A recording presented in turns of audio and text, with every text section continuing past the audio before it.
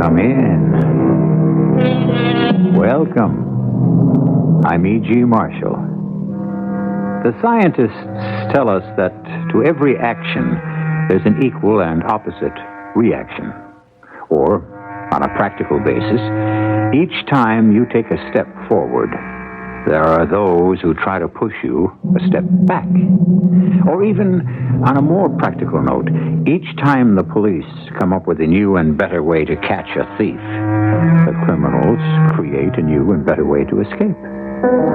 Are we, as a late and great philosopher once suggested, on a treadmill to oblivion? Tom, a man can't be a machine. A man has to do his job. Tom, there are times... A man has to be true to his oath, Doc. But, there are extenuating circumstances. Never. Otherwise, the whole thing collapses. As an officer of the law, I'd bring in the person who committed a crime, no matter who it was. Even if it were someone close to you? Even if it were my own mother.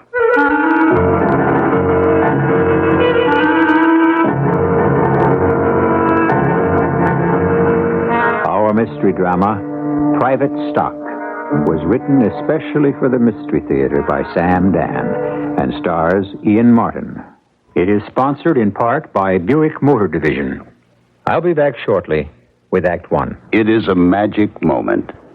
You are at your Buick dealer's, about to drive home in your brand new Buick LeSabre. It's lean and trimmed, classic lines.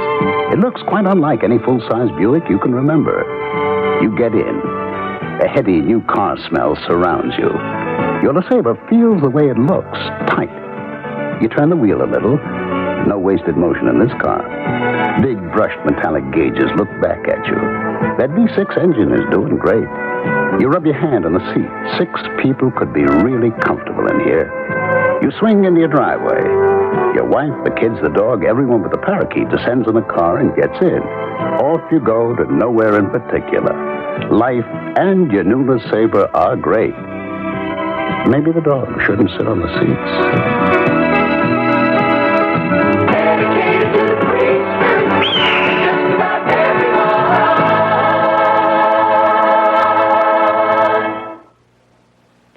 Hi, this is Dick Clark. You know, I've been working with young people for a long time. For 30 years, CARE has been working with them, too, but in a different way. You know, today, more than half the people on Earth suffer life-destroying poverty. Millions of children go to sleep hungry. In Asia, Africa, Latin America, and the Middle East, families lack food, drinkable water, medical aid, even shelter. These people desperately need help. CARE can provide that help. With your contributions to CARE, backed by needy people's willingness to work, here's what happens. Families are fed as men build roads, safer water systems, small clinics, feeding centers, and schools. Women work in the fields growing food.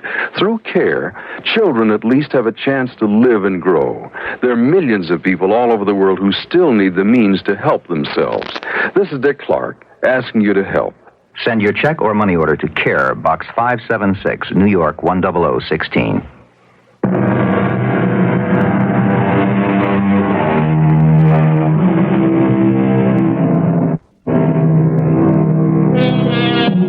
How do we learn? Is it a gradual, integrated step process of absorption? Do we acquire understanding in layers and by degrees?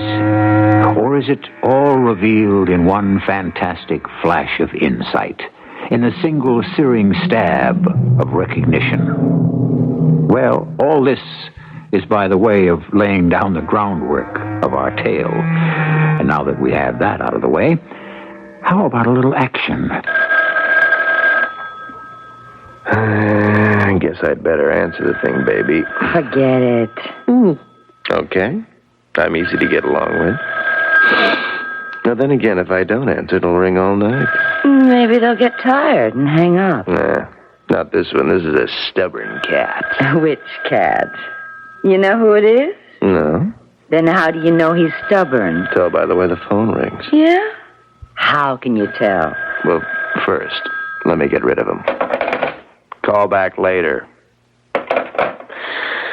Now, what was I talking about? How you can tell what kind of person is calling you by the way the phone rings? Oh, yeah. See, I had this guru. Very heavy, deep. Whatever happened to him? He disappeared. He said, we transfuse our personality into the physicality of the ordinary, everyday objects we touch. Is that a fact? There's the stubborn cat again. You see how the ring sounds? Nervous, like the guy has no cool at all. Dig? Dig.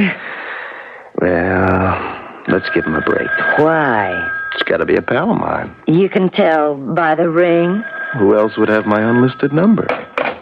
Go ahead, it's your time. Hey, leave, baby. Wait. Hey, Chunky, is that you? Oh, guilty, Your Honor, all the way. Hey, man, I thought you were dead. Why? Because everybody's been saying such great things about you. Well, I just got in from the coast. You'll play the date? Hey, you know what I forgot to do? Line up something for tonight. Ooh, wow, old age is creeping up on you, son. Oh, I thought I'd call my buddy here to see if you could find me some action, dig? You dialed the right number. Hey, you think I can get well? I got just the medicine to turn that little trick. Absolutely. Hey, where do I go? Go, man. Service is our middle motto. You stay, we deliver. Oh, gotta be guaranteed merchandise. Comes from our own private stock. Hey, would it be the redhead? Chunky, how would you know about the... I got my spies. Soon, baby? Ciao. And that was Chunky. The Chunky Chapman himself. Boo. What's boo? I don't dig Chunky. You don't dig Chunky? In the first place, he's old enough to be my father. Well, can a guy pick his time to be born? In the second place, he looks like my father. Well, shouldn't that give him a gold star? I don't really like my father. Oh, Ginny, that's un-American. Yeah, I think it's quite possible. I even hate my father. Well, I don't know your father, but... That's it. I don't know him either. Well, if you don't know him, how can you hate him? Oh, I know him. Maybe I should have said he doesn't know me. I think you got a weird relationship working there. He doesn't know anybody except himself. He doesn't want to know anybody. He killed my mother.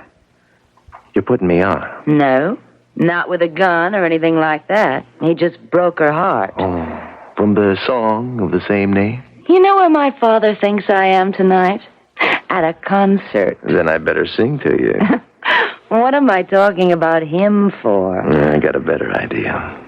Let's talk about you. And, a favor you can do for me. Would you, do it? Lee, I'd do anything for you. Look, it's getting late.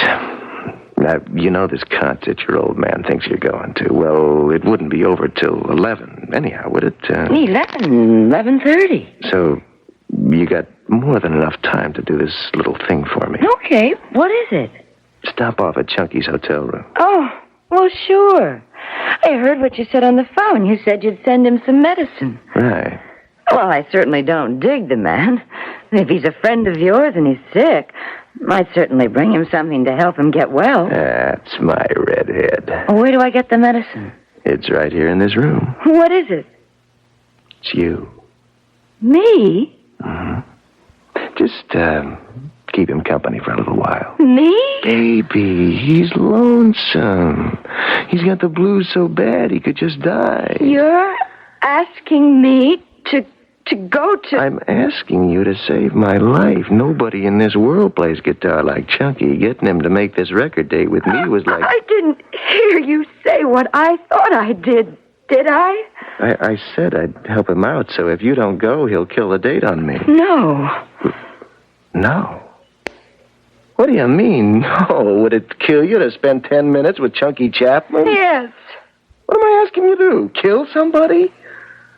Hey, Jenny, you're on a downer tonight. Everything will look different in the morning. Chunky's a great guy to know. Why? Well... Are you passing me off to Chunky? Is that it? Look, we've got a beautiful relationship, a meaningful relationship. This will only strengthen it. I love you, Lee.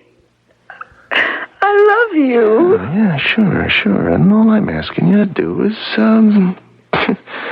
prove it. Don't ask me, Lee. Please. Don't ask me. Listen, he's a million rats. Please, Lee. Come on, baby. You really want me to go, don't you? I told you, you'll be saving my life. I don't think it's worth saving. Really can't mean anything to you? What did you say? What's the truth? You've been around. I'm going to kill you. You gone crazy? I'm going to kill you. You ain't got to kill anybody, Red. All I need is something to do it with. Hey, come here. Hey, Redhead, put down that knife. 5 minutes ago, I used it to cut bread. Ginny, if this is a gag, it's not Now I'm going to use it to kill you. really... you ain't going to kill anybody. I loved you. Oh, how I loved you. Ginny, I said I was going to kill you. Ginny, look what you did. I'm bleeding. I'm going to kill you. Don't, please, don't. I'm going to kill you. Kill you. Somebody help me. What did I do? Redhead, what did I do?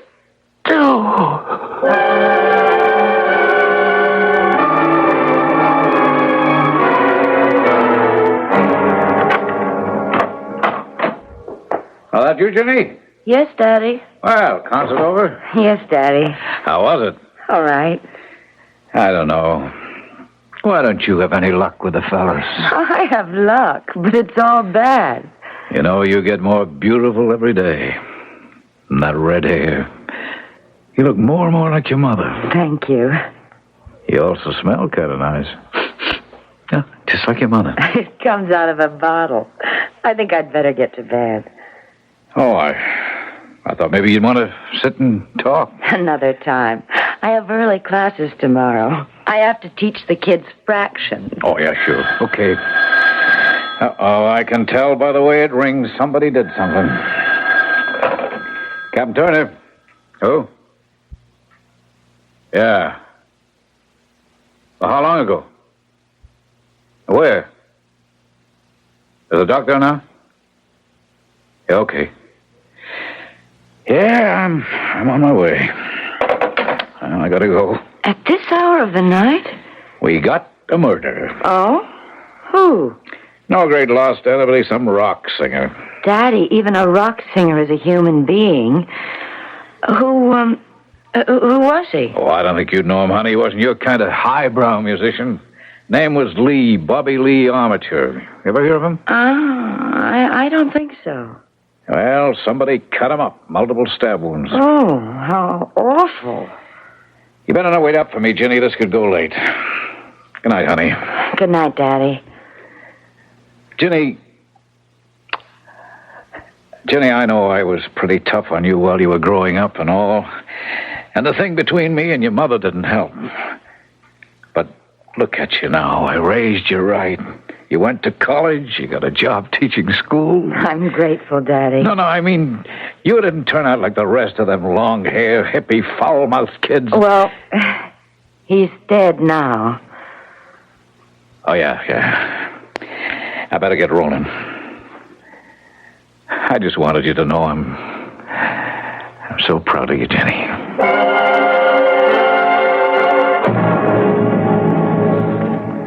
What's your name? Chunky Chapman. What do you do? What do I do? What do you do? I am a captain of homicide detectives, and I understand you're the one who found the body. Is that right? Oh, absolutely. That's your story, so let's not have any lip. Just answer. Yes, call me Chunky. I play folk guitar. My last record sold 2 What were you million. doing here? Lee, he promised to send some chick over to see me. For what reason? Well, you know the score, Captain. To audition. And? Well, she didn't show, so I called him on the phone. There's no answer, dig? And I figure I better make the scene. Look, you look like an American-born boy to me. Would you talk English? Well, I get here and I ring the bell. Nothing. I can't figure it. He ain't supposed to go nowhere, but the door's open. I walk in and there he is, extremely dead. And that's all you know. Yeah. Figure I better buzz the fuzz. That's how the room looked when you walked in? Check. You touched nothing? Hey, man, I took in too many of those detective flicks. You know, you walk in where a cat's just been cool and you don't disturb nothing. Yeah. And it was 10:30. Yeah, and I checked the watch because I knew you'd ask. Okay, you can take off. You mean you don't want nothing else out of me? Just let us know where we can get our hands on you. Hey, that sounds like fun. Millhouse, see this citizen gets a ride home. Good night, Captain. Okay, what happened, Doc? Yes, you can see multiple stab wounds. I'd call it a crime of passion. Crime of passion. You doing my work in addition to your own, Doc? Nothing was touched or taken. Diamond ring still on his fingers. Money's in his wallet. Tom, what you see here is anger. Anger, at least 10 wounds. Why so many? Somebody must have hated Mr. Bobby Lee Armature.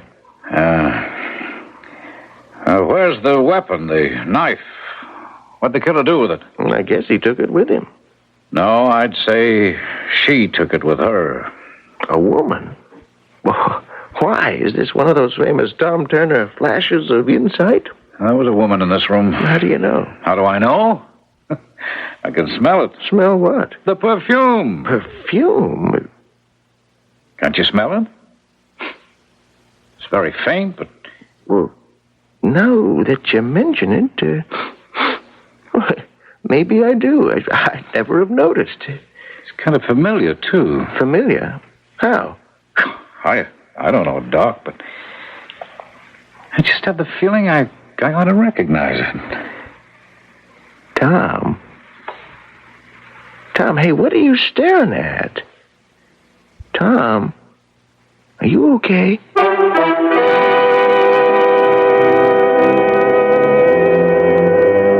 What is he staring at? Or is he staring at anything? Maybe he's just thinking. Trying to remember where he has encountered a certain perfume before.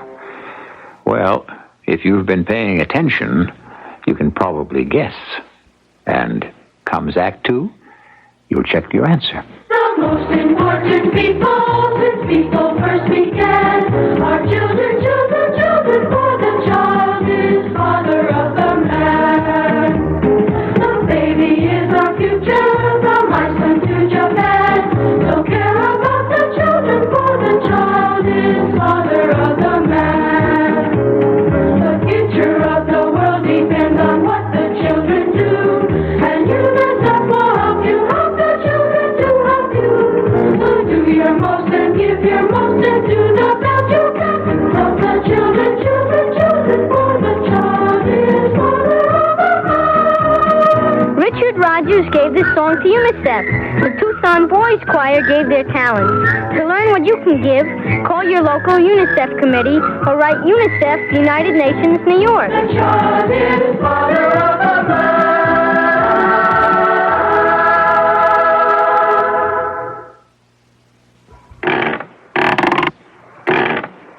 Do you realize you're slowly becoming part of the fastest growing minority in this country? What? Would you mind standing up for a minute? Huh? Hey, where are you going with my rocker? Are you willing to take old age sitting down? Sitting? You are going to be old someday, and you're going to have to face the same problems older people face today. What is this, some kind of joke? If you think it's funny now, wait a few years. I don't understand. The older you get, the fewer opportunities you'll have. You might even be deprived of your ability to make your own decisions. What can I do about it? Change your attitudes about aging. Try and imagine what you'll want to do, what you'll want to contribute. All right, but you didn't have to take my rocking chair to prove your point, did you? You have to get off your rocker and stand up. Stand up, or be prepared to sit back and rock your life away. I see what you mean. This message has been brought to you as a public service by this station, the Advertising Council, and the National Council on the Aging. Thank you.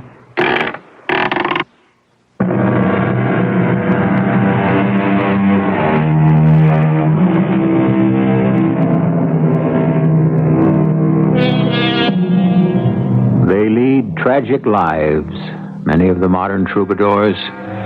So many die young for a variety of reasons. Bobby Lee Armature was killed for one of the oldest reasons in the world, a woman's anger. And the young lady who killed him is no ordinary girl.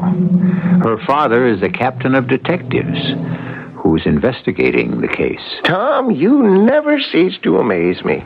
Hard-boiled, two-fisted Tom Turner, who always gets his man, is now a connoisseur of perfume, of all things. There was a woman in this room with him. A woman who wears this kind of perfume. Well, it's a clue. And I should recognize that perfume. I should. Why? I can't tell you, but... Doc, I'll bet my life on it. I know that perfume.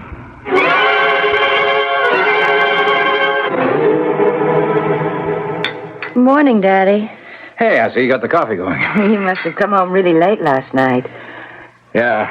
Well, there are some eggs if you want them. No, I'm not hungry, honey. I know. You don't eat, you don't sleep, you don't talk to people when you're on a case. So I'd better run along before I'm late. Ginny. Yes? Ginny. What is it, Daddy? Why are you looking at me like that? Ginny, that perfume of yours. What about my perfume? What about it? Oh, nothing. I just happened to notice it. You just happened to notice it. No? I've been wearing it for the past 3 years. But this perfume of yours, I guess a lot of women wear it. Oh, no, I don't think so. I never ran into anyone else who did. What are you talking about? Daddy, I have to run to school. Where did you get this perfume? In Cusco. Cusco? Where's Cusco? It's a city in Peru, capital of the ancient Inca Empire. Do you remember I went there to study Indian art? Yeah, but I'm asking about the perfume. Some little hole-in-the-wall company makes it. And I fell in love with it and bought a few bottles.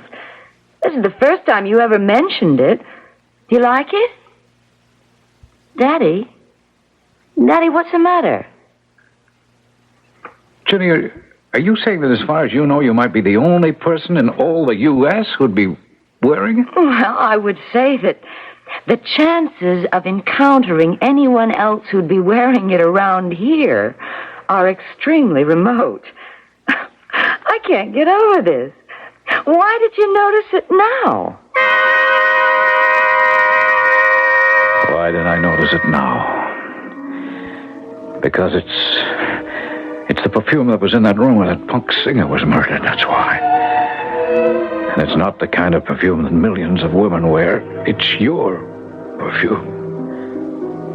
Yours, Ginny? Oh, maybe I'm crazy. I've got to be crazy. What can I be thinking of?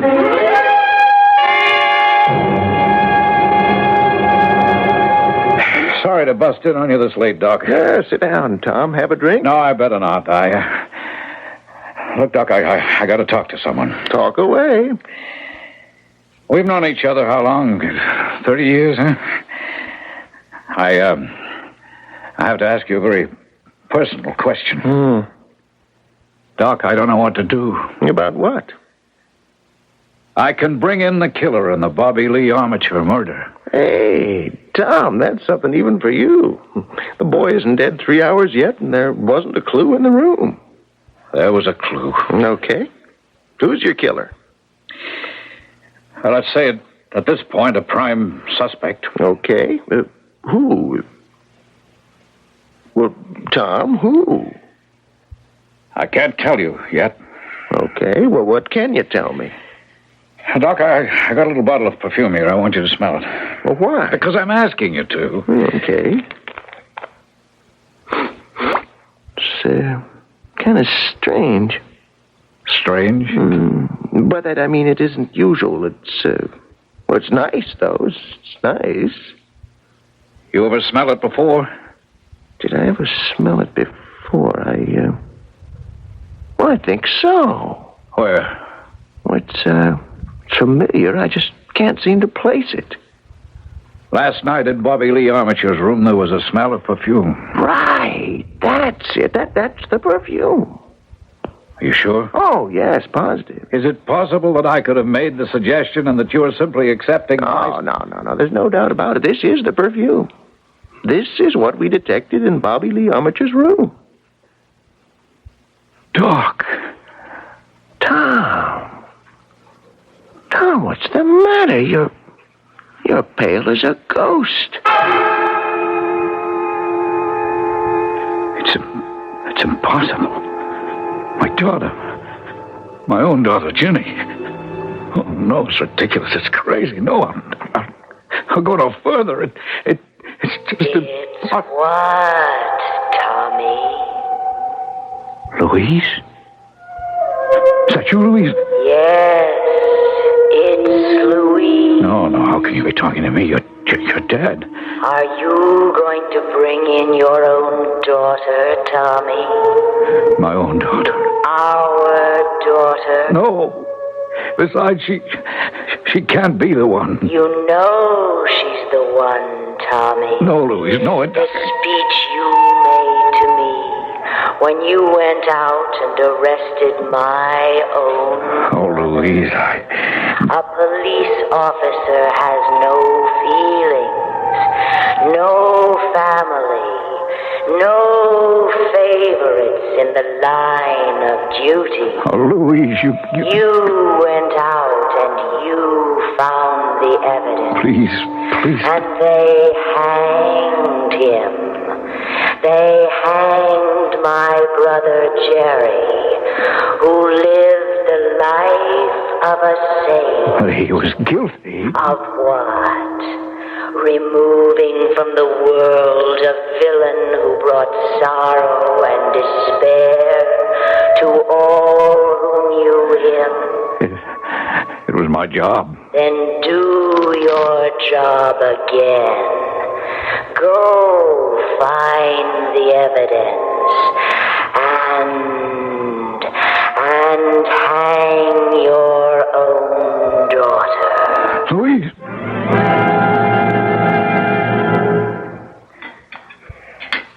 You better eat some breakfast, Daddy. Jenny, where were you the other night? I told you, Dad. I went to this concert. I mean, did you go with anybody? No. Why do you ask? I was just sort of hoping you'd had a date. Daddy, when I find an interesting boy... Oh, I'm not pushing, honey. I just asked. I noticed your sweater hanging in the bathroom. I washed it.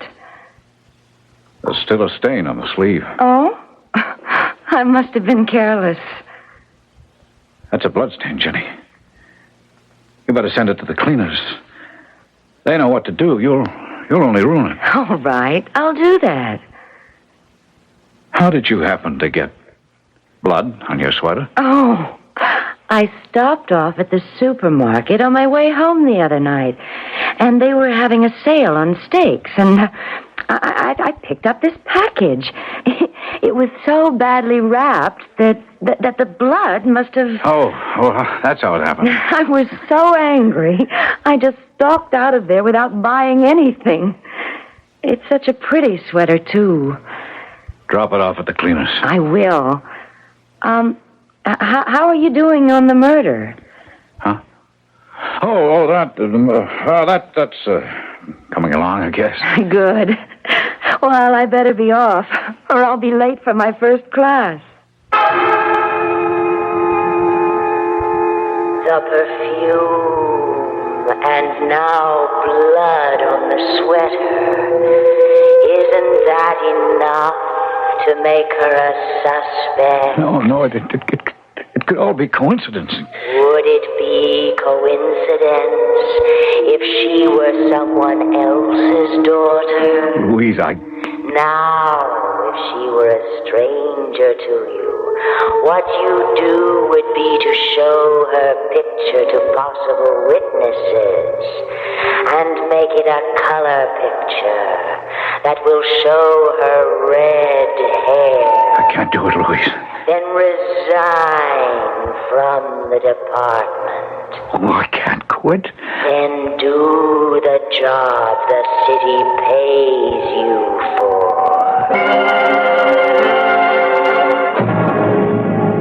But I keep telling you over and over again, he was supposed to send me a check. Who? Well, he never said. All right, give me some names. I don't have any names. Look, Captain, chicks come in two groups, you dig? Now, like you walk out the stage door and there are the groupies at 2 and 3 deep. Now, you just take the one you want. You didn't even ask for her name. There'll have to be some names. And then there's the private stock. Yeah? Yeah. Now, this is first class. See, nobody knows about the private stock. Not the writers, not the columnists, nobody. Because this is stuff that's too good to be made public. A guy keeps it for himself and his best friends, and that's what I was going to get.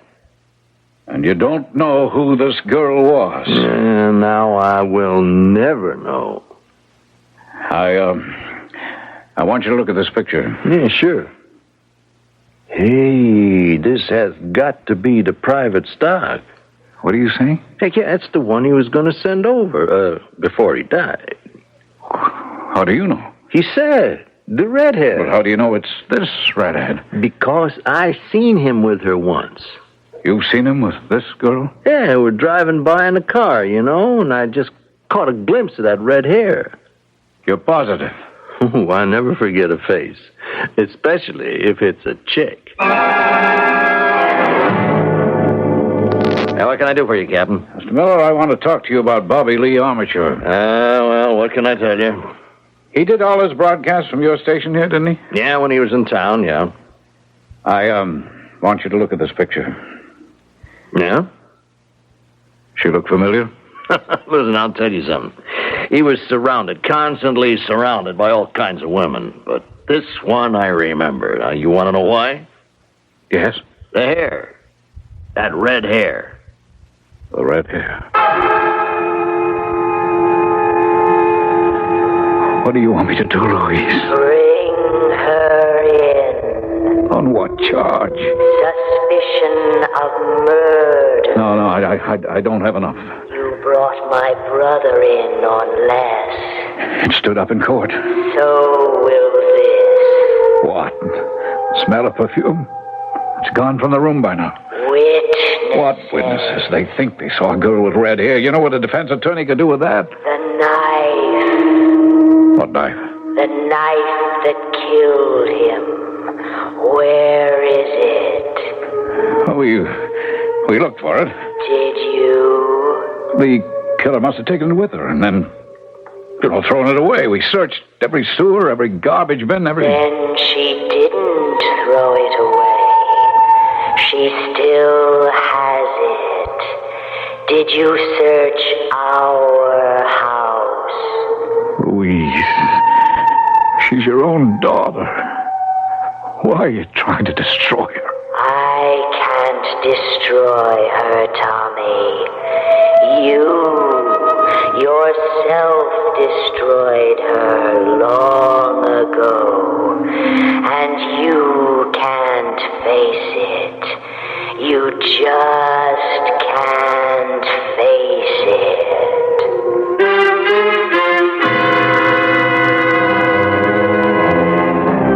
Well, you can see where he is. He has 2 women in his life. One is living, the other is dead. And both are beginning to give him more trouble than he can handle. The solution to this problem, however, does exist. And it will be handled in Act 3, which will be unfolded in just a few moments. It's Athletes versus MS, multiple sclerosis. This is Frank Gifford with the word on the fight against MS.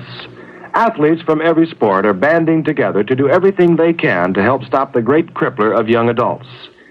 MS strikes in the prime years, usually between the ages of 20 and 40. The best years in the life of an athlete, in the life of anyone. When when fathers are trying to carve out a career, young mothers are trying to raise a family. Well, the sports world is fighting back against MS.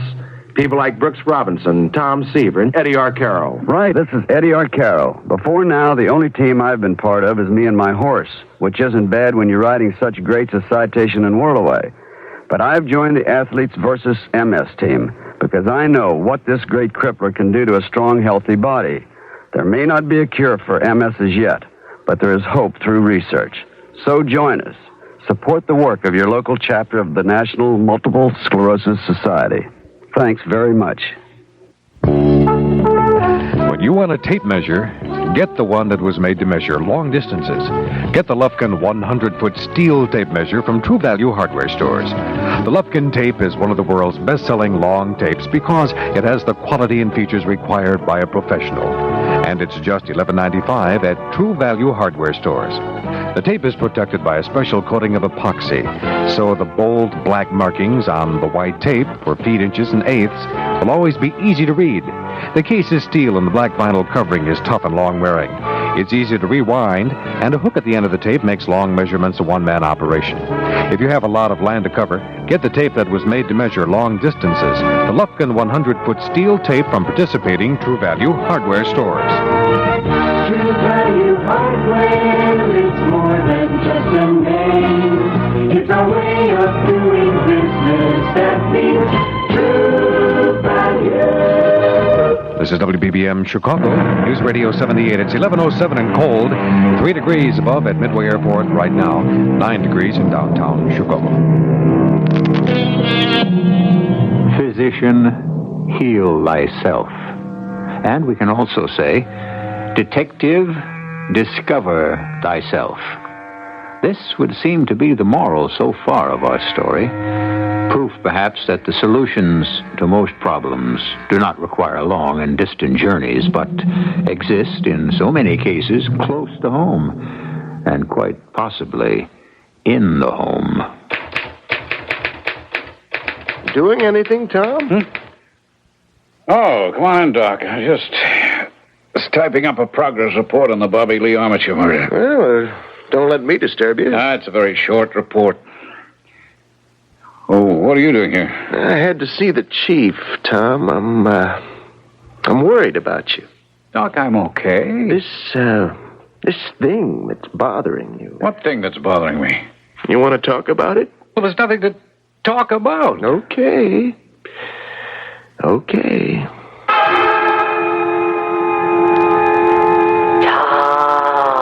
Oh, no, Louise, what do you want? Why do you keep coming back? They're beginning to notice. What do you want? There's one thing that will give you the proof you need. What? The knife. No, we looked for the knife. You know where the knife is. It can only be in the house, in her room. Oh, I can't search her room. You don't want to find the knife. Well, Because you don't want to believe what she's become. She's... You want her to be the little girl who says, Daddy dear, the proper little school teacher. All right, that's enough. But you know what she's become, don't you? Private Stock. No, I won't listen. Daddy, I didn't expect you home for dinner tonight. Well, I've got to take a night off sometime. You look so tired. I wish I'd known before. You see, I promised to go to an art exhibit. Oh, that's okay, Jenny. He's a friend of the head of the art department at the school. Everybody will be there. Okay, go ahead. I won't be late. It's okay. Good night, Daddy dear. I followed her. She left the house. She got into a car. Drove a few blocks. She stopped. She went into a phone booth. Then she came out and she headed downtown. She stopped finally at what we called Disco Row. strip of joints along the waterfront, clip joints mostly. But the real in places, if that kind of thing appeals to you. She went inside. I followed her. She couldn't see me. The joint was so packed and so noisy, but I could see her. And then I saw him. He was sitting at a table surrounded by all the parasites that hang around these people. He motioned for all of them to take off the minute he saw her. She sat down. I made my way over to the booth, just behind them. I listened. Hey, when you said it was the redhead, I flipped. Well, Chunky, you see, Lee phoned me. He said, I want you to go over and meet Chunky. I almost flipped, too. Why didn't you show? I don't have a head. He gave me the address, and I forgot it. The Imperial Hotel? How could you forget? I could even forget my own name. What is your name, huh? You know something? Huh? I just forgot. Well, I'll call you Redhead. And you're Chunky Chapman. Hey, that's something. That ain't bad. Hey, what do you do, Redhead? I run around with Chunky Chipmunk. I mean, Chunky Chapman. Hey, you're some redhead. Yeah. Hey, it's a noisy joint, isn't it? Yeah, I know a place where it's quiet. What are we waiting for?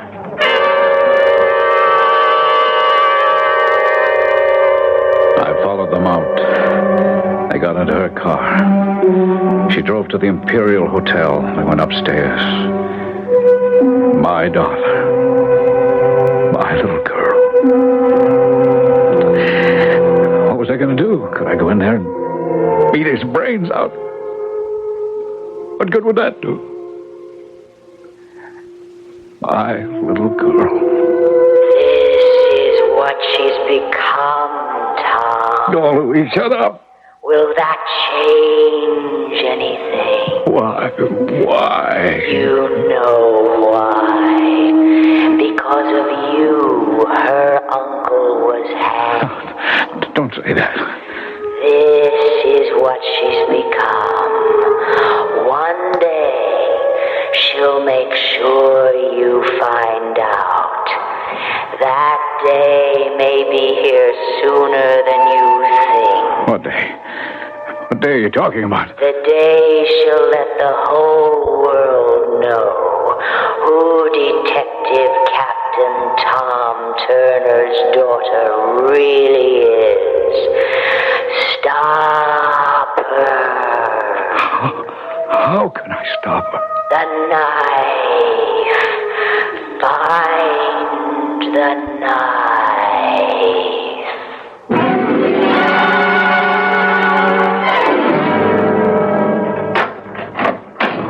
Oh, come in, Doc. Daddy isn't home. Yes, I know. I came to see you, Jenny. You have to help your father. How? Make him slow down. Oh, he doesn't listen to me. He doesn't listen to anyone. He has to. He's not young anymore. He's burning himself out. Something's troubling him. What? What's troubling him? Doc? Is something wrong with you? No, I'm all right. Well, then why are you looking at me like that? Ginny... Doc? What's wrong? You sure you're okay? Yes, I just happened to think of something. I have to be going.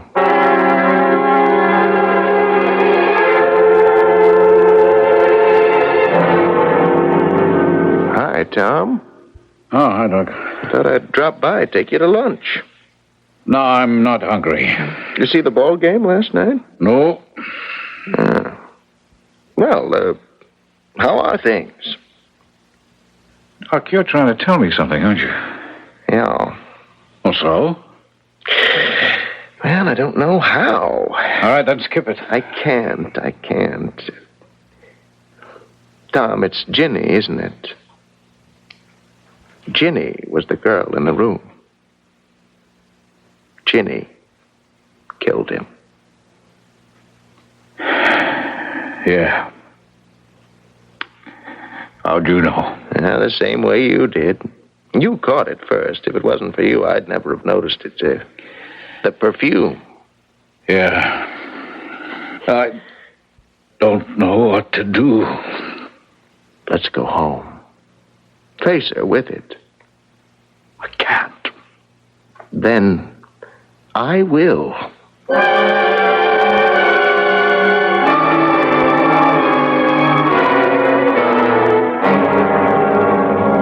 Well, Daddy and Doc, do you want me to fix a little snack? No thanks, Ginny. Your father has something to say to you. What is it, Daddy? But Ginny, Yes? Doc. It's your place to say it, Tom. To say what? The best thing, the right thing, would be for you to walk down to the nearest police station, the one in Crown and Park. We'll drive you there, Doc and I, and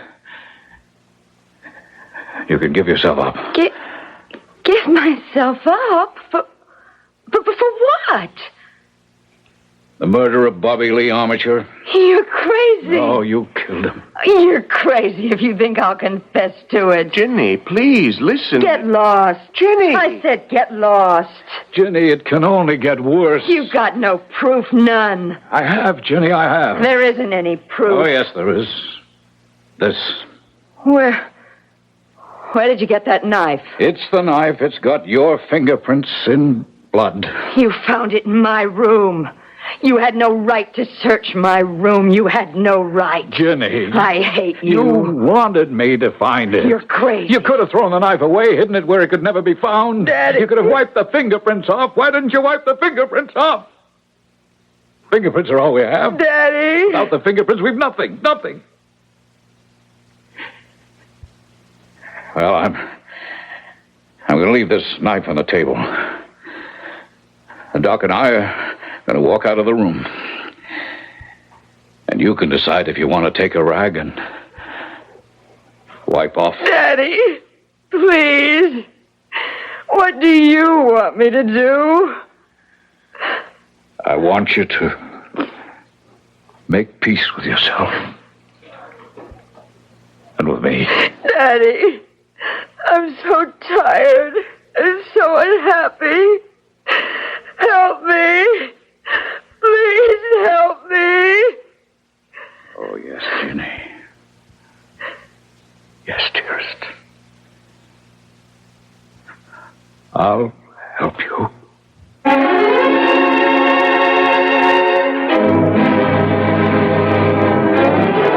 And he did, in the only way he could.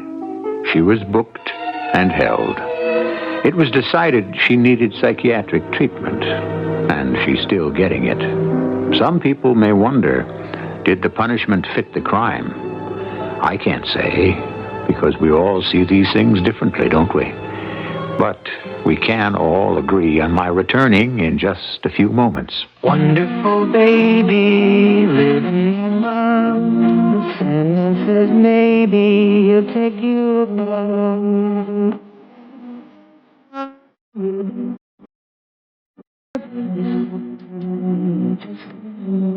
While some babies float by counting their toes, this country endures a reported 1 million cases of child abuse every year, and at least 2,000 children die. At the beginning of it.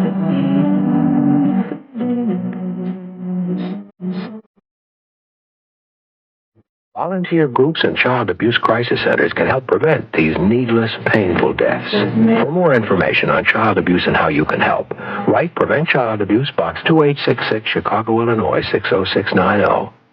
What will you do today that's more important? A public service message of this station, the Advertising Council, and the National Committee for Prevention of Child Abuse.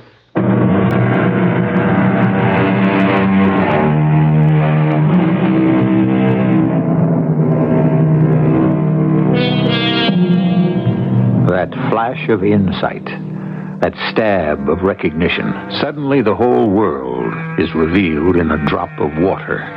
in a burst of lightning. We see the truth at once, but we resist it. We need time to let it mature or to face its implications.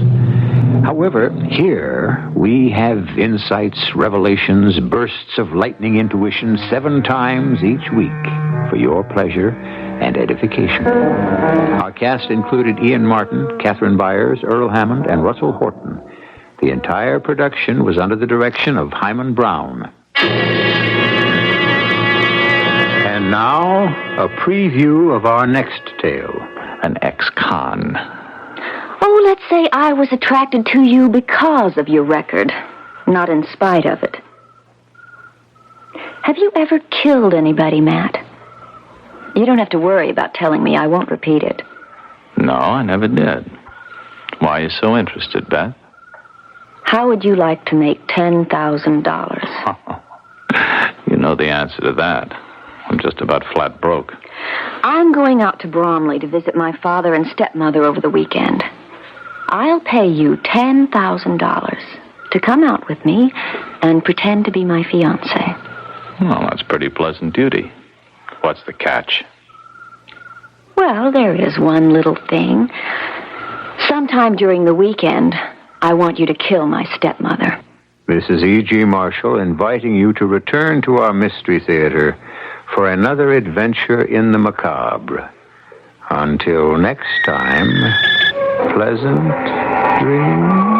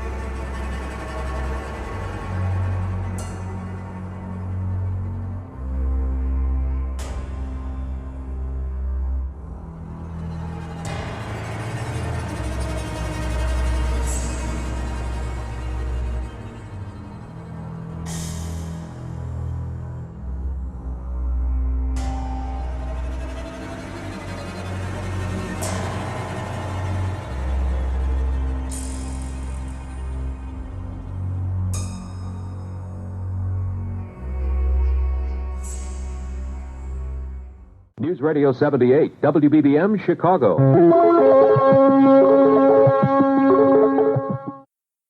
The CBS Radio Mystery Theater presents...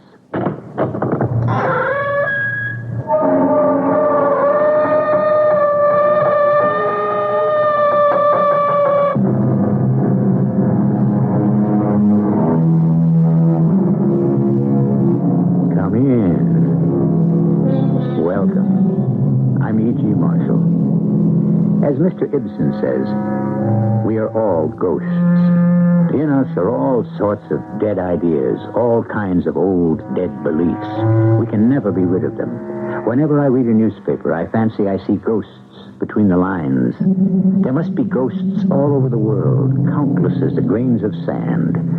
And we are so miserably afraid of them. All of us. My house is haunted. Haunted, Mrs. Soames? That's impossible. Why is it impossible? Because, Mrs. Soames, this happens to be the enlightened 19th century. Nevertheless, my house is haunted. Mrs. Soames, there is no such thing as a ghost. Indeed, Mr. Smallwood? And what would you call that? A ghost.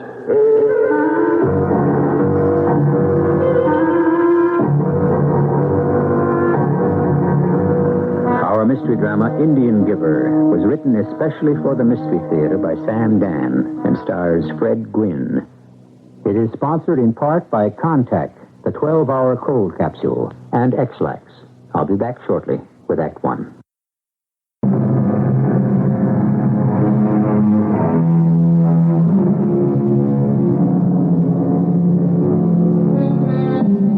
Oh, how we long for those supposedly uncomplicated times we call the good old days. But what were the good old days? As Mr. Einstein said, everything is relative. Why, even back in the good old days, there were still those people who would yearn and sigh for, guess what? Right, the good old days. And just think, some 30 or 40 years from now, these will have been the good old days. Can you imagine? Well, let's go back to what many people are convinced were the good old days, just around the turn of the century. Madam. Jitters, I was about to send for you. Yes, madam. Is dinner late? My guests are simply famished. Concerning dinner, madam, it seems that other arrangements will have to be made. Other arrangements? Yes, madam. Such as? We shall have to send round to Delmonico's or Rex's for food, madam. But I had thought dinner was being prepared by our own staff in our own kitchen. It was. Jitters, suppose you tell me exactly what is going on here. The staff was busily engaged in the dinner activity, madam, and suddenly all of them decided to leave. Quit? In the midst of... Not quit, madam. Leave. I fail to perceive the distinction. It seems that they were frightened. Frightened? Yes, madam. By what? By a ghost. A ghost? Yes. Jitter, you know perfectly well there's no such thing as a ghost. Yes, madam. Well, then how could anyone possibly... They heard it. Oh, it's ridiculous. And I heard it, too. You heard it? Yes, madam. We all heard it below stairs. The staff bolted. I came here directly to make a report. Oh, that was the proper thing. You say you heard a ghost? Can you describe what he said? Well, that will not be necessary, madam. Listen, you may hear him for yourself. Ladies and gentlemen, my friends, please. Now, there's nothing to it. Oh, Mr. Vanderbilt, this is Astor. Mr. Britt, please, I assure you. Mr. Carnegie, it is not...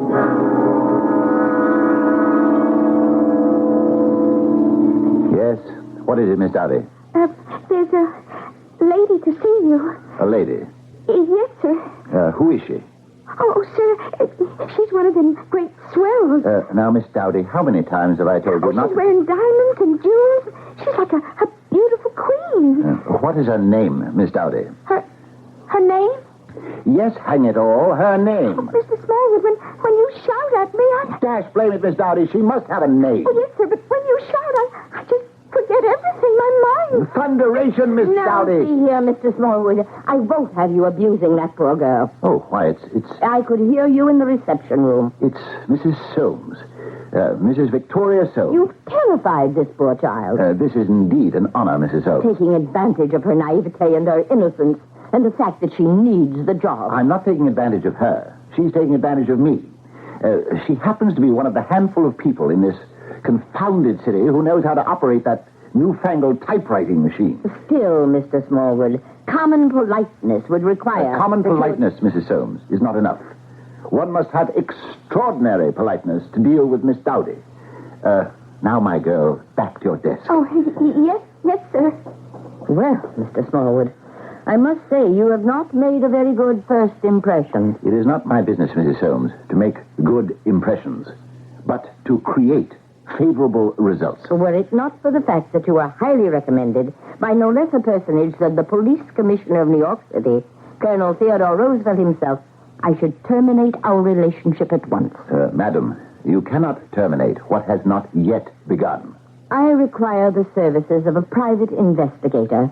I requested my friend and distant cousin, Colonel Roosevelt, to recommend a gentleman of spotless character, unimpeachable reputation, and immaculate integrity. Oh. And the commissioner? The commissioner suggested that I lower my science.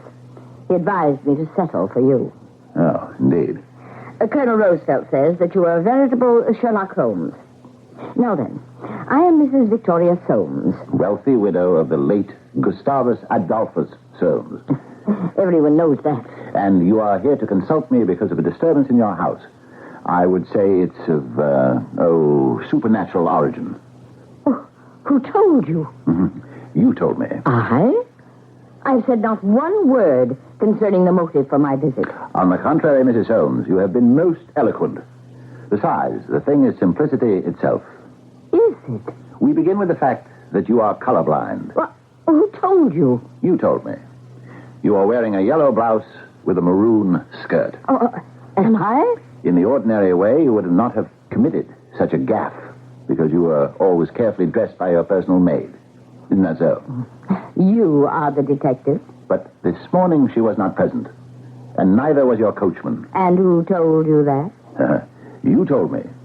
On the bottom of your skirt there are some stains of mud.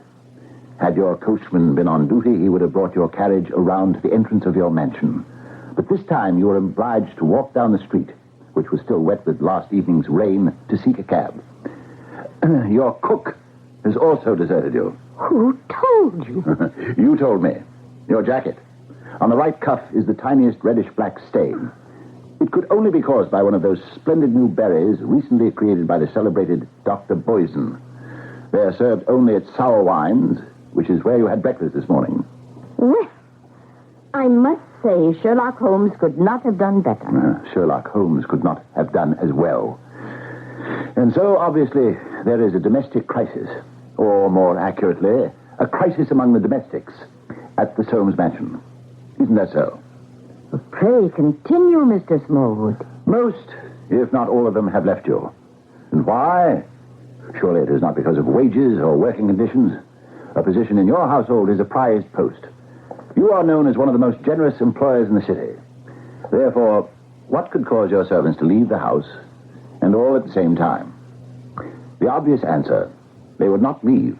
They would have to be driven. But what could drive them away? Why, fear. And what sort of fear? Physical, tangible fear? Unthinkable. Therefore, it must be a fear of the unknown. The unknown, the supernatural. Ghosts.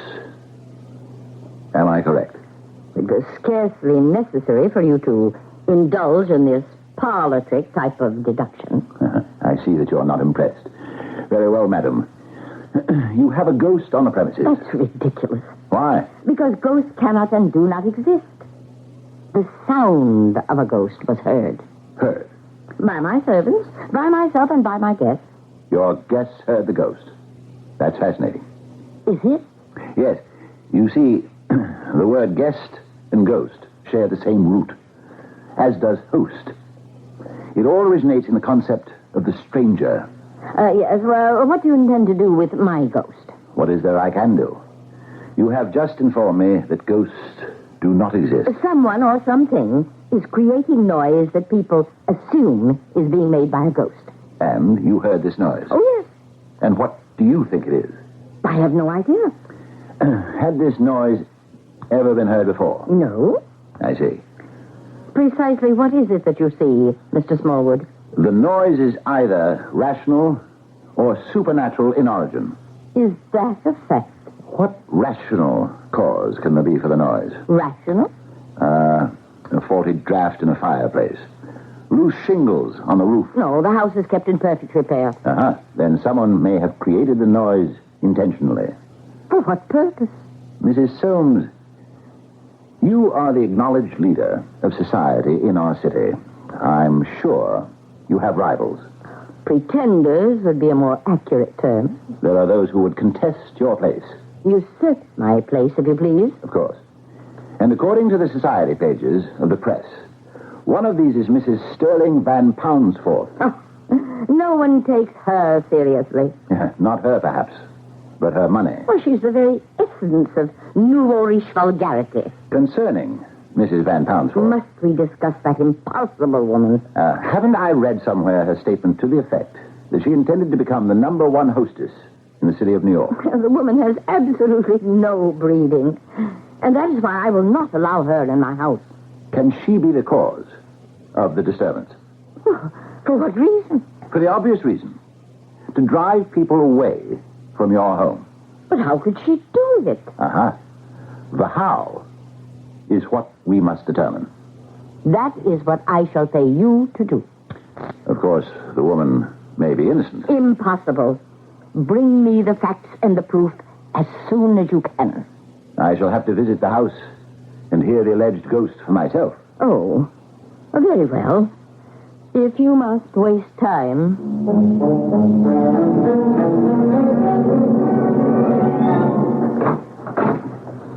afternoon, madam. Jitters, this is Mr. Smallwood, a private investigator. Yes, madam. Have any of the staff returned yet? No, madam. Well, then, we shall have to see about hiring others. Yes, madam. Has the thing, has it been heard again, Jitters? Yes, madam. Constantly. And what does this thing sound like, Jitters? Well, sir, if you will be kind enough to listen. Where is it coming from? It seems to be coming from everywhere. The stairwell. Downstairs. I would say from the dining room fireplace, sir. All right, Jitters. You go in there. And I'll run downstairs. I shall go with you. No, Mrs. Holmes. It may be dangerous. Nonsense. It's probably that Poundsworth woman. She's probably sneaked into the house and... Oh, wait for me.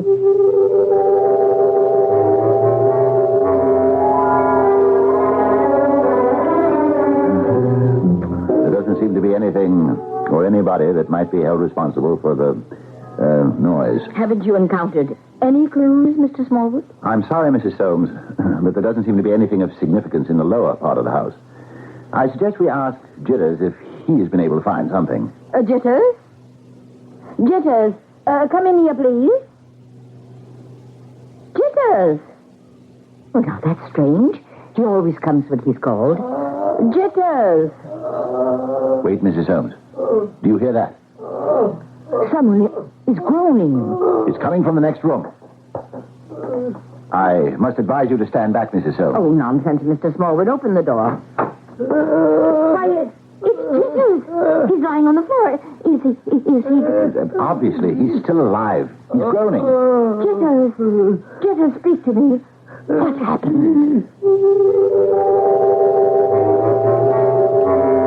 You can relax for a minute or two. You won't miss anything because Jitters is not going to speak to Mrs. Victoria Soames or to anyone else until I return with Act Two, at which time we may discover that a disembodied ghost may have some rather physical qualities.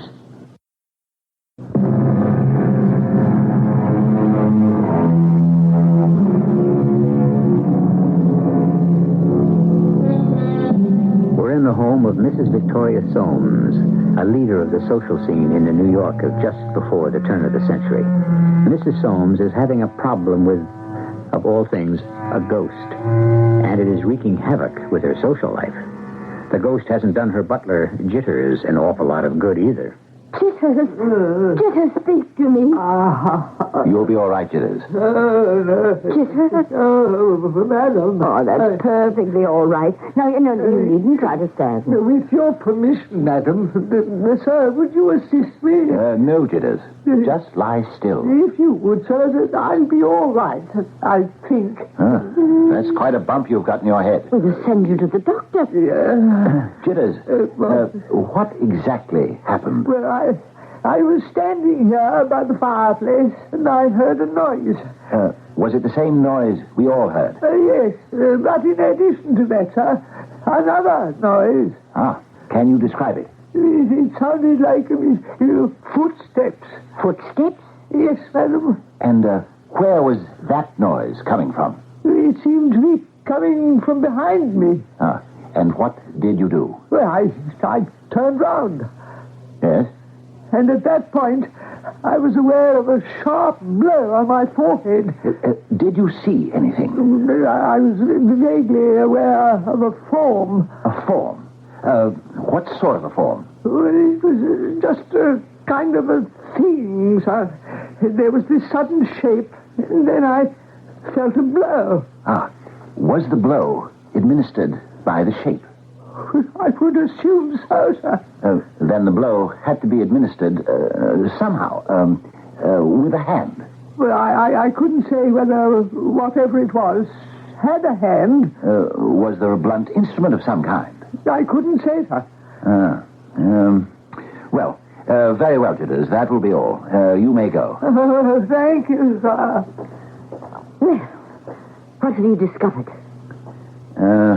We may not be dealing with a ghost. I could have told you that. On the other hand, we may. We shall have to follow both lines of investigation. Both lines, Mr. Smallwood? Yes. As I said before, the natural and the supernatural. That dreadful Van Poundsforth woman is behind all this. What are you doing, Mr. Smallwood? Obviously, I'm tapping on the wall. How is Mrs. Van Poundsforth behind all this? Why are you rapping on the wall? To see if there is some secret doorway or passage. I never heard of any such To thing. support the theory of a rational explanation, there must be some secret means of entrance and egress for whoever is making these ghost-like sounds. Don't you agree? Oh, this is your hypothesis, Mr. Smallwood. He could have only gone out the front door. The rear entrance is on the lower level, where we were. We then should have met him as we were coming up the stairs. Then he did go out the front door. Did he? Come. Step this way. You see? See what? The front entrance. Jitters opened the door to let us in. Then he locked it again. You can see the chain is set. Now, the intruder had no way of letting himself out and then locking the door from the inside. Oh, well, this is rather like one of those puzzles, isn't it? So, if we do not find a secret passage of some sort inside this room, then... Yes? Then? Then we must reluctantly conclude that the disturbance is of a supernatural origin. Oh, I can't have that. I'm sorry. But no one will ever come here. Hold on. What is it? This panel in the wall. It seems to... It's moving. It's part of a door. Small door. Well, we found it. Let me shine my pocket torch inside. Why, it's a room. A small room. Yes. But it doesn't seem to lead anywhere. Unless there's a secret entrance from here into another passage. Why would anyone just want a small room behind the wall? As a hiding place, perhaps. A hiding place for what? Mrs. Soames, who built this mansion? My late husband's family. Back in colonial times. Please, forgive me for asking, but could they have been engaged in smuggling? Smuggling and worse, I shouldn't be surprised. Then this could be the story of the secret room. Mr. Smallwood, something that should be obvious, even to you. I am the victim of a plot on the part of that notorious Van Poundsforth woman. But how is she doing it? She had hired someone to steal in and out and make that horrendous noise. But there is no way for that person to get in and out. Are you telling me that we did not hear the voice? No, Mrs. Soames. Are you telling me that Jitters was not assaulted? No, Mrs. Soames. Well, are you asking me to believe in ghosts? There must be a way of getting in and out without being noticed. With your permission, Mrs. Soames, I shall search the entire house.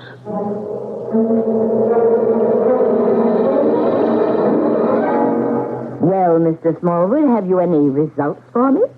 Mrs. Soames, I have not yet crystallized my observations. Which means you have discovered absolutely nothing. I am forming a hypothesis, madam, which requires a bit more time to mature. The culprit can only be Mrs. Van Poundsforth, and the sooner you face her with the proof of it, the better. At this point, I have no absolute proof. Confront her anyhow. I'm sure she has such a guilty conscience she'd break down immediately.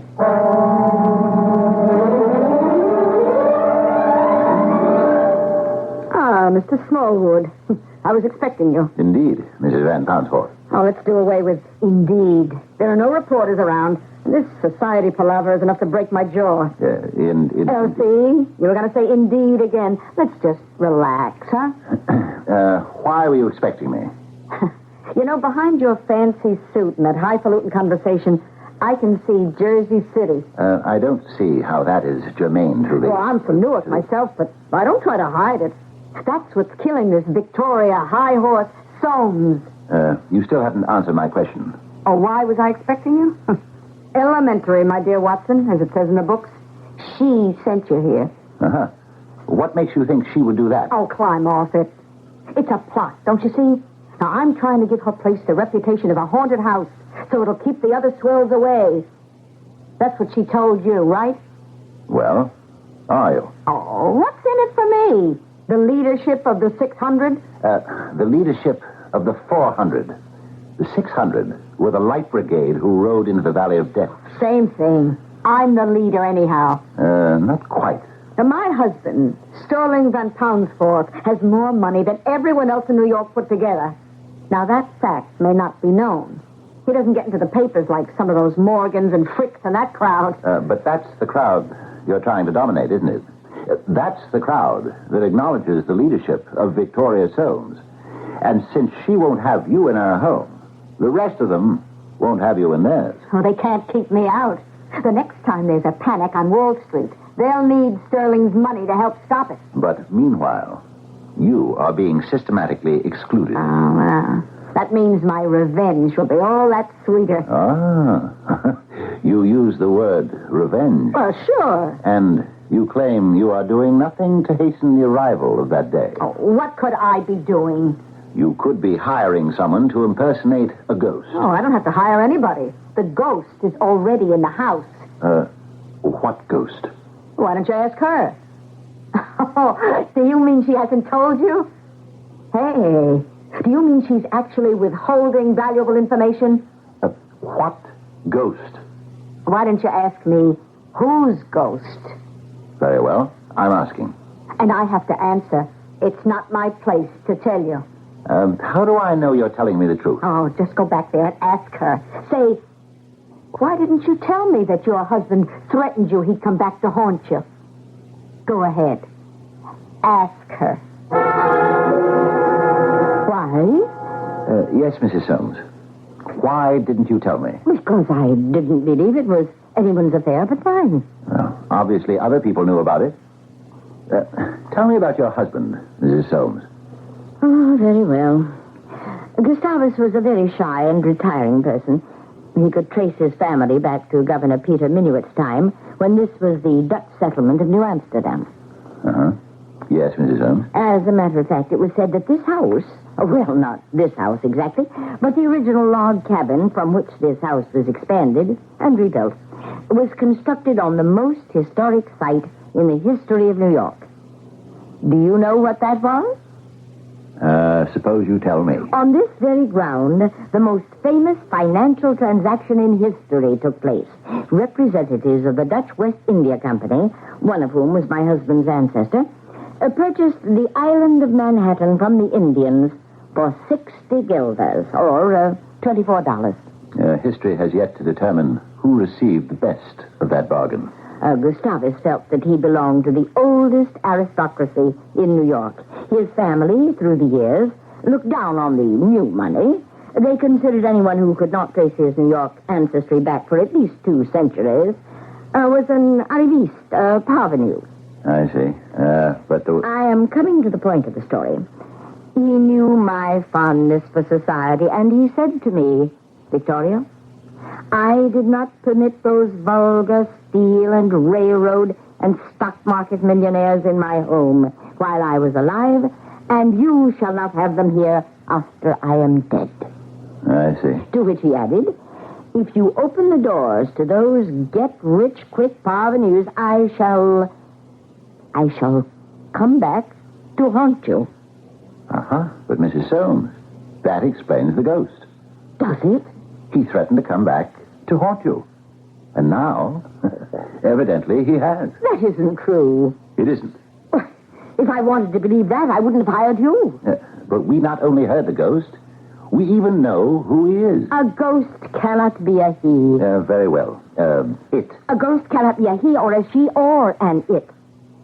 A ghost is nothing. A ghost does not exist. You were saying, Mrs. Soames.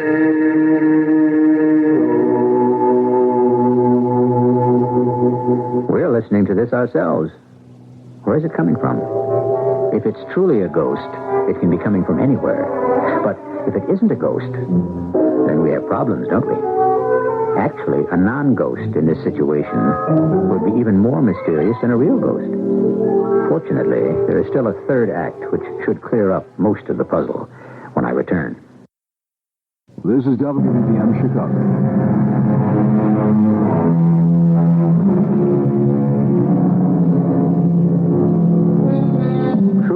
is like ghosts, said the poet, which everyone talks about and very few have seen. Well, we have seen some instances of true love, and while we haven't actually seen any ghosts, at least on this show, we have heard some. As a matter of fact, at this very moment, in her mansion in New York City, some 80 years ago, Mrs. Lydia Soames and private investigator Spencer Smallwood are listening to what can only be a ghost. See if you don't agree. Yes, you're right. Please, Mrs. Soames, be quiet. But it's him. You mean he? It's Gustavus, my late husband, Gustavus Adolphus Soames. Oh, you were right. It is a ghost. There are ghosts. And this is the ghost of my late husband. Why do you say that? Why? Does it sound like his voice? Well, I think so. But you're not sure. Well, What exactly is he saying? I can't seem to make out the word.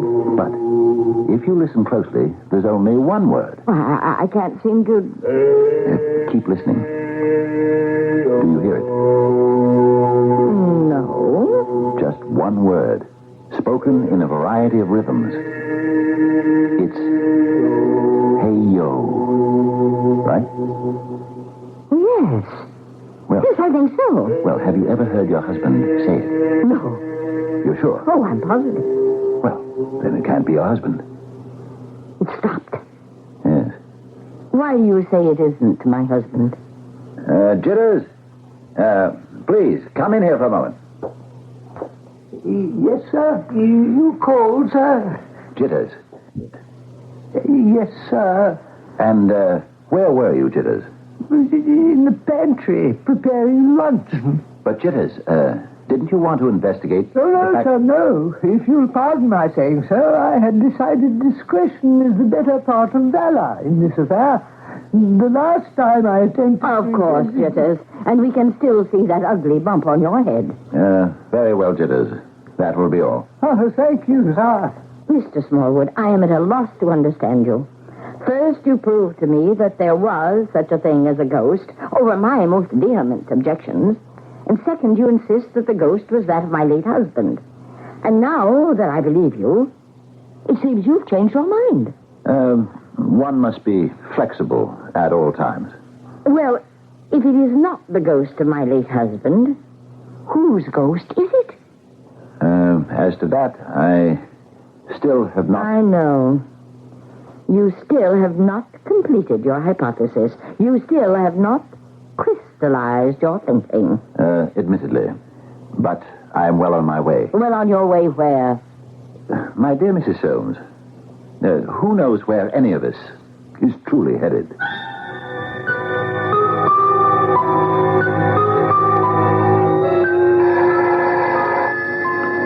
Miss Dowdy, if that's Mrs. Soames, tell her I'm not in. Oh, yes, sir. Hello? This is Mrs. Soames. Is Mr. Smallwood there? Well, he says to tell you he isn't in, Mrs. Soames. Oh, for goodness sakes, Miss Dowdy, give me that telephone. Mrs. Soames. Mr. Smallwood, I have some news for you. Mrs. Van Poundfoot, that execrable woman, is boasting that she has already hired most of my servants. Oh? And she quotes them as saying that the atmosphere in the Soames mansion is too terrifying. Can you imagine? Well, Now, Mr. Smallwood, you must do something. Do you realize that no one comes to see me anymore? no, but And even if they did, how could I serve dinner? It's a problem. But I engaged you to solve that problem. And I shall. When? Soon. Soon? I'm working on a lead right now.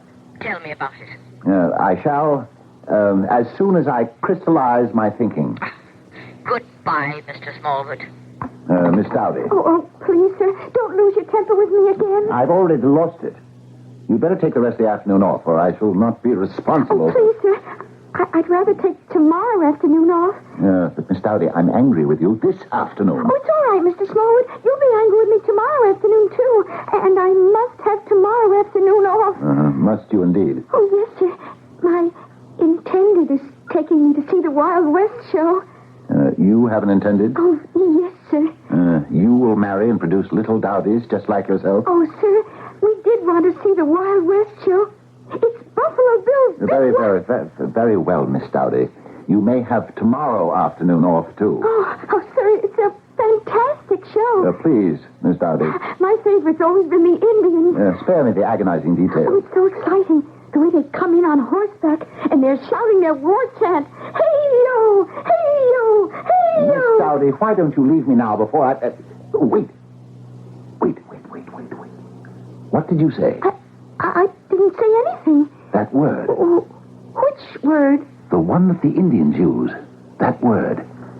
Hey-yo. Oh, they say it all the time. No matter what they're doing, it's hey-yo this and hey-yo that and hey-yo all day long. Are you sure? Oh, please, sir, don't yell at me again. That word. Are you sure? Oh, yes, sir, I'm sure. That is, I think so. Mr. Smallwood, this is a surprise.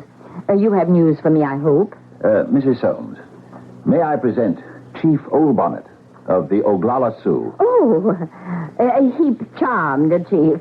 The pleasure is mine, Mrs. Soames. Oh, Chief Old Bonnet has a doctorate in philosophy from Oxford University. of course. The chief has been kind enough to come here to listen to our most interesting phenomenon. Interesting? Well, of interest to an Indian. And why would it be of interest to an Indian? Because, Mrs. Soames, of that word. Oh, which word? Listen. You hear it, Chief? It's the ghost. Yeah. Mr. Smallwood. Please, Mrs. Soames. But you must do something. But we are. What are you doing? We're listening. To what? To the ghost. What for? He stopped. Maybe you'll go away? No, I do not think so, Mrs. Soames. What are you saying? It's remarkable. What is remarkable, Chief? The story he tells us. The story? What story? I didn't hear any story. Oh, yes, it was clearly told. He's an Indian. An Indian? A long-dead Indian. Oh, no. An Algonquin Indian from one of the tribes that lived on this very island. His name was Littlehead. Littlehead? Yes.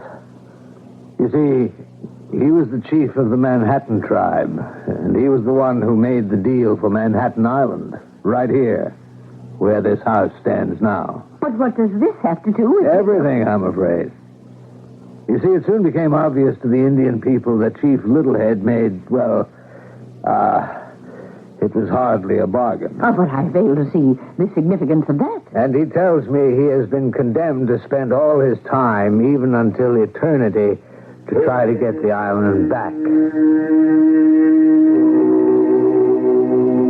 Yes, brother, I comprehend. Tell them the diamonds were only glass that soon broke, and the hatchets couldn't chop, and the knives couldn't cut, and even the mirrors showed a false reflection. Yes, it was too bad. And the bright cloth faded in the sun. You mean he has told you all this? Of course. But how? He's only been saying one word. Hey, yo. True. It may be only one word, but it speaks volumes. It all depends on how it is said. You say, hey, yo. You say, hey, yo. You say, hey, hey, hey, yo. You say, hey, yo, yo, yo. You say, yo, yo, yo, yo. Hey, hey, hey, hey. Hey, yo, hey. It conveys a veritable treasure trove of meaning. Yes, Mrs. Soames. And therefore, we have discovered that this poor chieftain wanders through this place as a ghost, vainly trying to change the course of history, mourning for what has happened and for what might have been. And this is what you have discovered? Yes. This is what Chief Old Bonnet has discovered. And I find it reasonable. Don't you? Oh, it's unfair.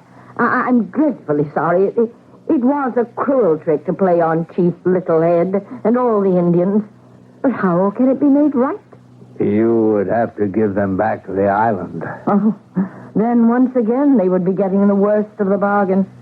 At least you can now account for the ghostly noise. But that does me no good. It won't help me get people to come here to my house. No.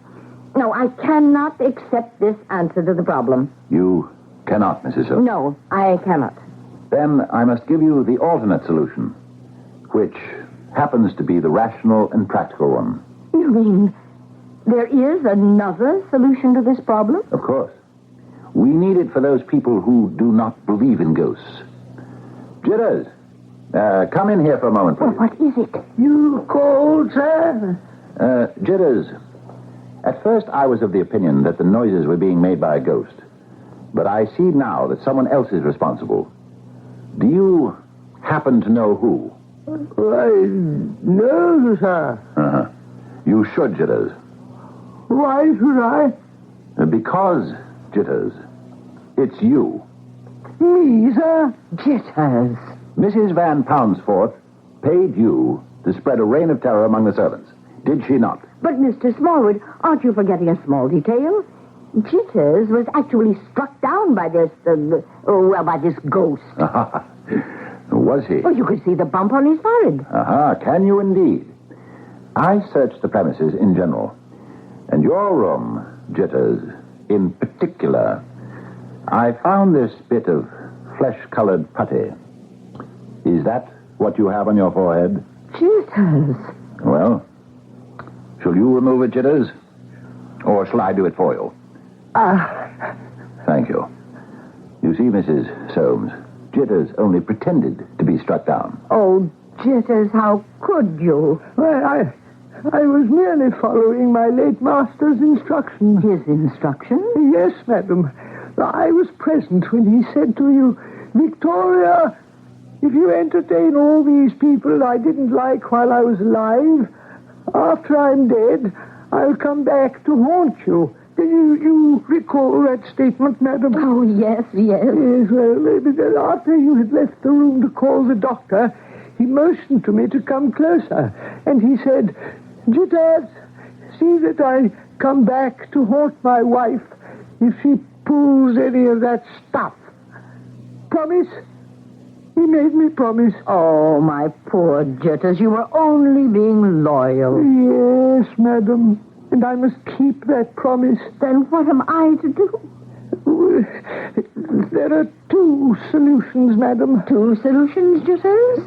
One, you could fire me. Oh, I wouldn't care to do that. Or two, Mr. Soames said he wanted me to help him haunt his wife. But if you were to marry Mr. Smallwood here, you would no longer be Mr. Soames' wife, and his wishes would no longer be binding. What a smashing idea, Jitters. How could I ever survive without you? Marry Mr. Smallwood. Now, what do you think of that, Mr. Smallwood? Well, Mrs. Soames, I have not yet had a chance to, I know. To crystallize your thinking. What do you think, Chief Old Bonnet? Hey, yo. Well, there you are, Victoria, my darling. It has just become crystal clear.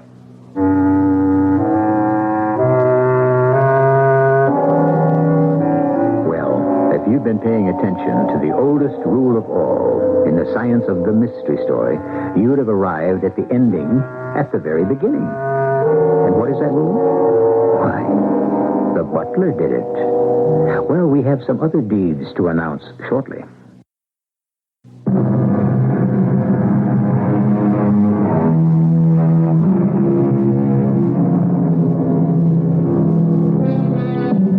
We try to offer something for everyone. If you're practical, it was Jitters the butler. If you're supernaturally oriented, it was the ghost of an Indian chief. Maybe it was both. Or maybe it was the ghost of the late Gustavus Adolphus Soames. Maybe it was all three. After all, this is the place where we deal in endless possibilities 7 times each week. Our cast included Fred Gwynne, Mary Jane Higby, Robert Dryden, and Bryna Rayburn. The entire production was under the direction of Hyman Brown. Radio Mystery Theater was sponsored in part by True Value Hardware Stores and Buick Motor Division. This is E.G. Marshall inviting you to return to our Mystery Theater for another adventure in the macabre. Until next time, pleasant dreams.